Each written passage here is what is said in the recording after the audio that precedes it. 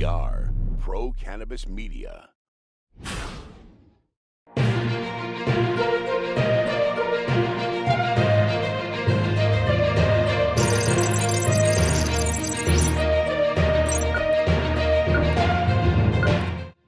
Hi, everyone. Welcome to Weed Talk News. I'm Jimmy Young from Pro Cannabis Media. And I'm Curt Dalton from Cannabis.net. Every week, Curt and I get together to talk about the biggest stories in the cannabis industry, give a few comments here and there. Curt, and I got one for you. Even though pollsters have been taking a beating lately, a new Gallup poll shows more people in the United States want legalized cannabis than any other time in history. 68%. Surprised? Not really, because the job growth, the tax revenue, and once we hit 70%, what politician is going to look at that and say, nope, I'm keeping that off the ballot. I don't want that approved. So I am on the kind of the opposite side, as a lot of the figureheads have said they think it will be a slow transition to legalization. Biden's history, Kamala Harris's history. I think the opposite. This vote in December coming up, once he gets into office in January, and the need for funds and tax revenue, I think it's actually going to happen really fast now, especially if the Senate ties or goes to the Democrats. Well, it all comes down to that Georgia. Now, you would think that, like you said, those numbers would be helpful with President-elect Joe Biden's transition agenda. But despite outlining social justice reform in his plan released this week, it did not mention cannabis reform or expungement of records of those incarcerated with minor cannabis possession crimes. Now, Curt, you don't think a politician would change his mind now that he's in office, would you? Well, yes, they do. But because his vice president is one of the main co-sponsors of the MORE Act, I don't think he's going to be able to backpedal on this one. And I still think that the decriminalization was just to get the moderate voters. I think there's full legalization. And the MORE Act removes cannabis from the Controlled Substance Act, removes it. Descheduled. That is game over right there. So even if the MORE Act went through, that is the big one. That'd be great. Yeah. However, even if the House does vote on that during this lame duck Congress, it still has to go to Mitch McConnell and his boys in the Senate. And I don't see any reason in the world for them to even think about doing anything until after January. Absolutely. And, we've talked about why do it now? What's the motivation, whether it's the 2 seats in Georgia or whether it's to show, really put the pressure on the Republicans who are staying in the Senate. But there must be a method to the madness to kind of get it out there so quickly and on the table. So let's see what happens. Never a dull moment in Washington, D.C., right? And never a dull moment in the markets of New York, where a major merger took place this week in the cannabis industry. Who better to bring it to us than Deb Borchardt from the Green Market Report? Deborah? Thanks, guys. It was a huge week in the cannabis industry. This week, Verano Holdings announced that they were buying and merging with AltMed to create the largest privately owned cannabis company. Now, the value of the deal was not disclosed, but you may recall earlier this year, Harvest Health was going to buy Verano in a deal that was valued at $850 million, but that was way at the beginning of this year. It was a big week for earnings, but a mixed bag on results. Green Thumb Industries, or GTI, had another tremendous quarter with revenue rising 131% to $157 million.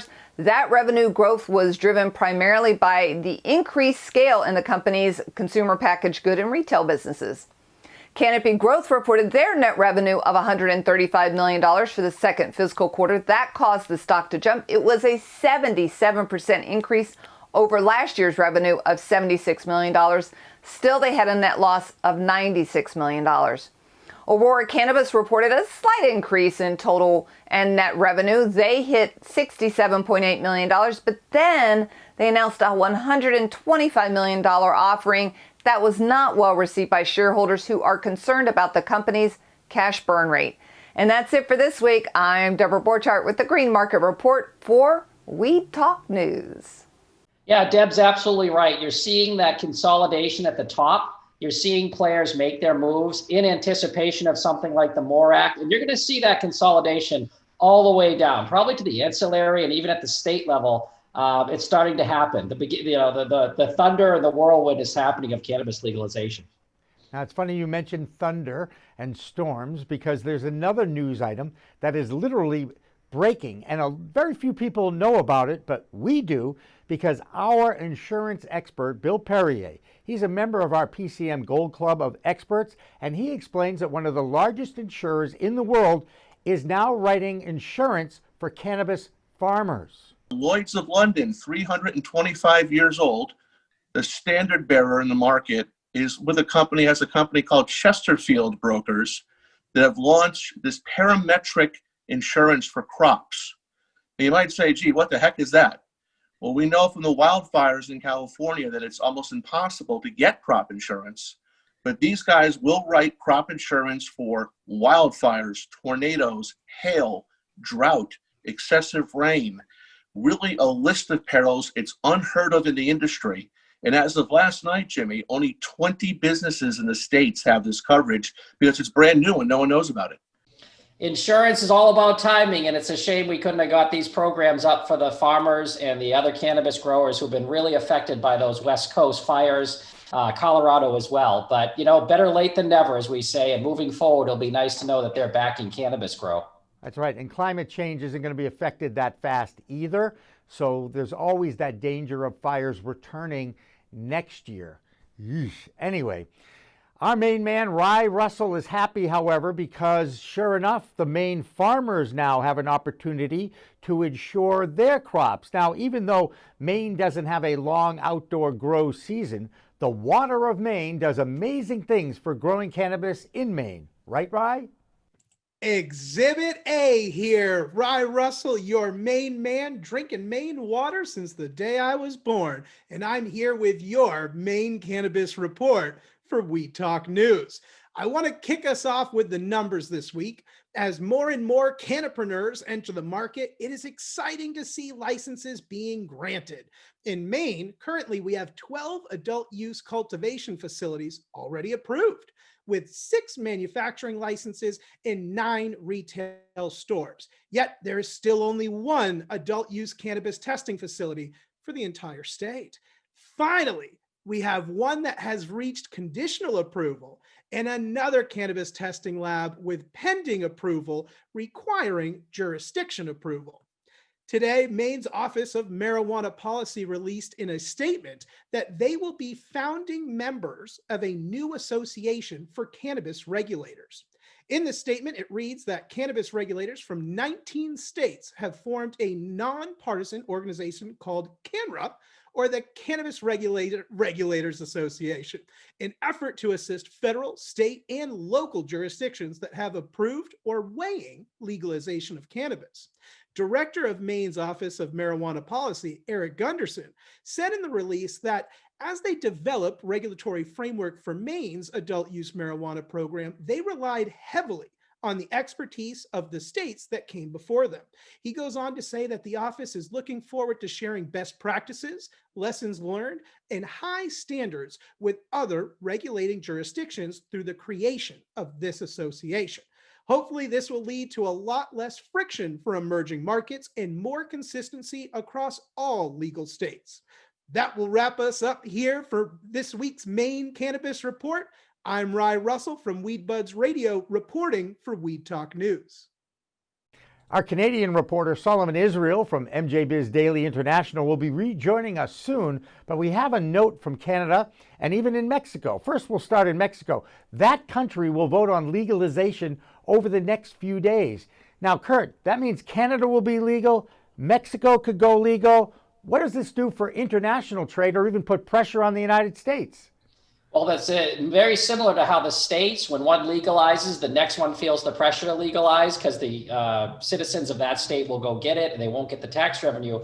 You're seeing the squeeze, Canada and Mexico putting the squeeze on the U.S., trying to get a foothold in that international market. And again, with this presidency and the Democrats coming in, I'm betting that they're not going to let this slip away. They're going to actually do something to get exports and get that UN drug treaty changed. There you go. Now, as far as Canada is concerned, not only were their sales up during COVID in the dispensaries, but sales were up in the homegrown market as well.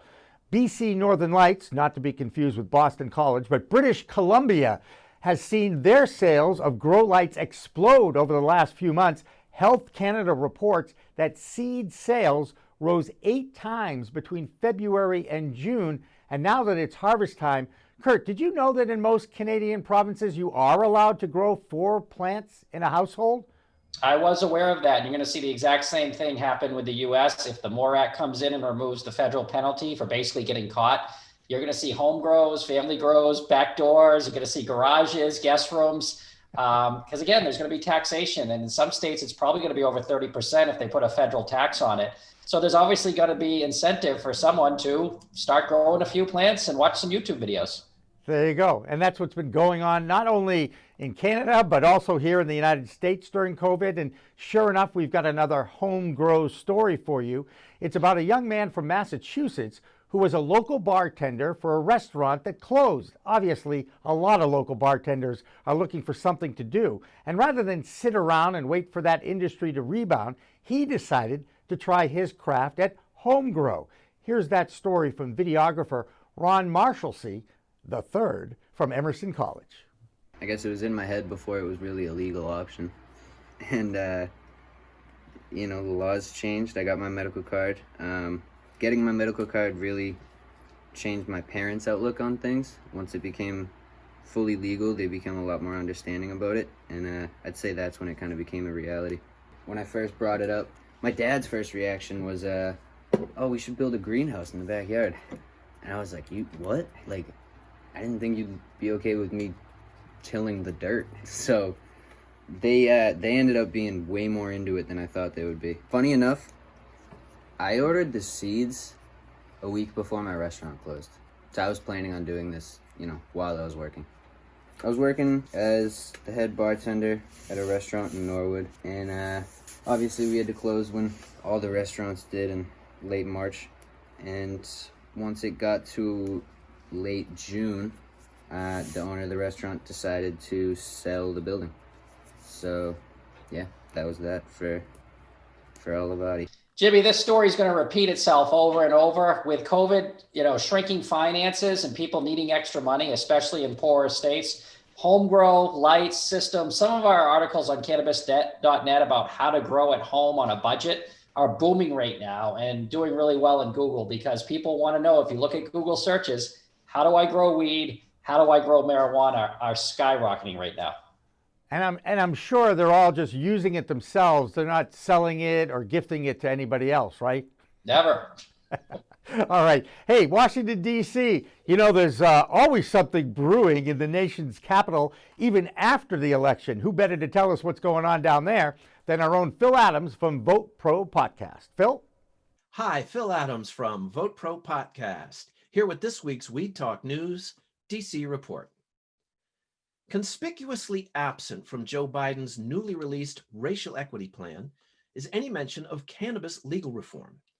Reform advocates were hoping, at a minimum, to see cannabis decriminalization and expungement included in the plan, which the Biden transition team put forward over the weekend, though both were omitted.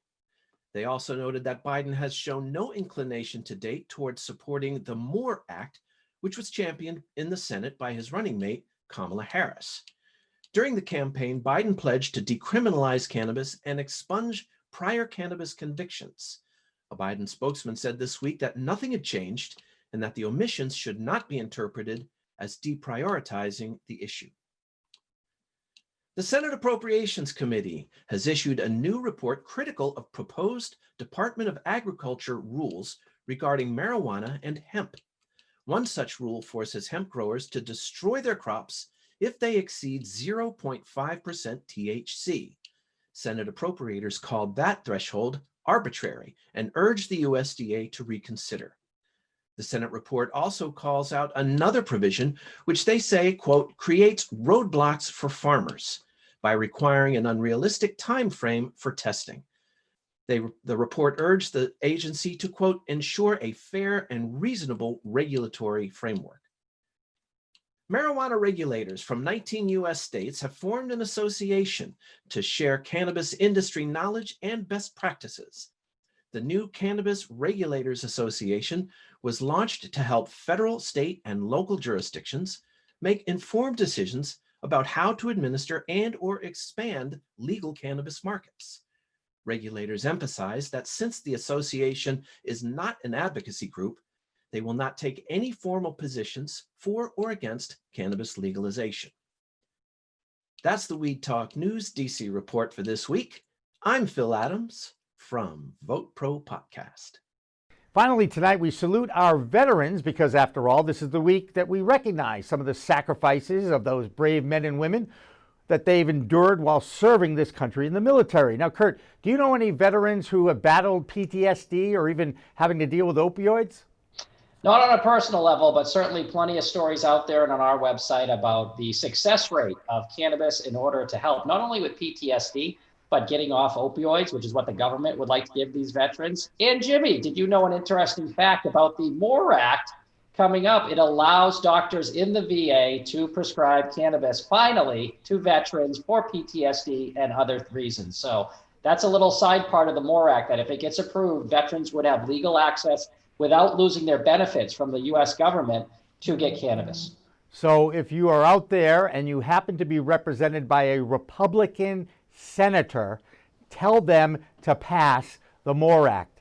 I don't know if it'll fall on deaf ears or not, but at least give it a shot. It's a really important piece of legislation that will be positive for the economy and the country. Now, there's a new publication out there called Cannabis, Science, and Technology. And on Veterans Day, Ann Brum from a joint venture company joined me on our Cannabis Chat live show, and she partnered with old friend Dr. Marion McNabb from the Cannabis Center of Excellence, Uxbridge Selectman Stephen Mandilli, a veteran of his own, and Wayne Smith, another veteran, and of course many more. And the 90-minute webinar focused on the treatment and experiences of PTSD and how cannabis has played a huge role in getting some of these heroes off opioids. We'll have a few of those guests on our live Green Rush show later on the PCM social media networks. Hey, Curt, any final thoughts about this?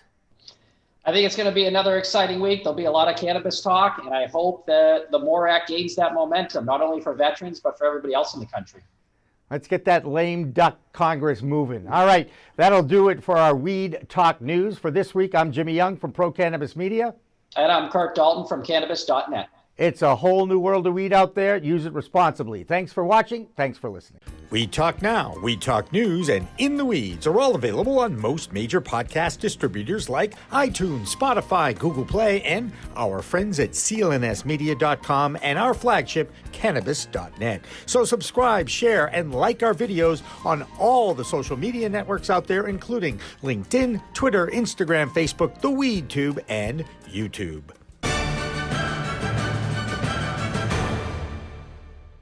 Weed Talk and In the Weeds are two productions of Pro Cannabis Media supported by Revolutionary Clinics, one of the top medical cannabis dispensaries in the Massachusetts area, now with 3 locations in Greater Boston, 2 in Cambridge and 1 on Broadway in Somerville. Rev Clinics has a patient-first mission. They will customize your needs as a medical patient with the proper titration and combination of strains, flavors, and products. Rev Clinics, where the patient comes first.